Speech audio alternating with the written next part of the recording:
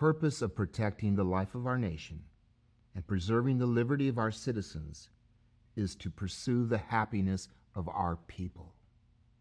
Our success in that pursuit is the test of our success as a nation. For a century, we labored to settle and to subdue a continent. For half a century, we called upon unbounded invention, an untiring industry to create an order of plenty for all of our people.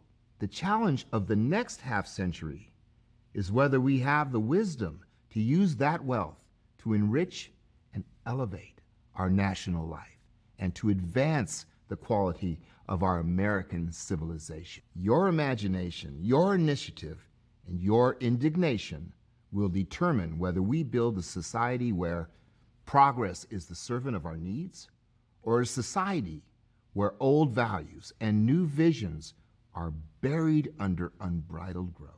For in your time, we have the opportunity to move not only toward the rich society and the powerful society, but upward to the great society. The great society rests on abundance and liberty for all. It demands an end to poverty and racial injustice, to which we are totally committed in our time. But that is just the beginning. The great society is a place where every child can find knowledge, to enrich his mind, to enlarge his talents. It is a place where leisure is a welcome chance to build and reflect, not a feared cause of boredom and restlessness.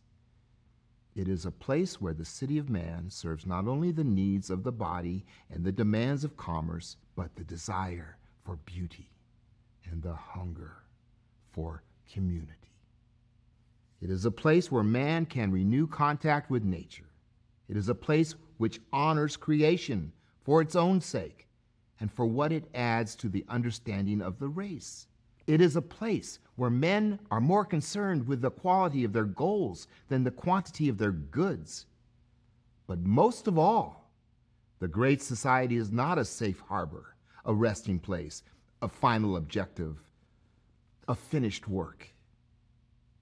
It is a challenge constantly renewed, beckoning us towards a destiny where the meaning of our lives match the marvelous products of our labor. Within your lifetime, powerful forces already loosed will take us toward a way of life beyond the realm of our experience, almost beyond the bounds of our imagination. You can help build a society that demands where the demands of mortality, where the demands of morality and the needs of the spirit can be realized in the life of the nation. So, will you join in the battle to give every citizen the full equality which God enjoins and the law requires, whatever his belief or race or the color of his skin? Will you join in the battle to give every citizen an escape from the crushing weight of poverty? Will you join in the battle to make it possible for all nations to live in enduring peace as neighbors and not as mortal enemies? Will you join in the battle to build the great society, to prove that our material progress is only the foundation on which we will build a richer life of mind and spirit? There are those timid souls who say this battle cannot be won, that we are condemned to a soulless wealth.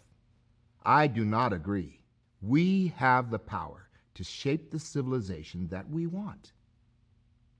But we need your will, your labor, your hearts, if we are to build that kind of society. Those who came to this land sought to build more than just a new country. They sought a new world. You can make their vision our reality. So let us from this moment begin our work so that in the future men will look back and say, it was then, after a long and weary way, that man turned the exploits of his genius, to the full enrichment of his life.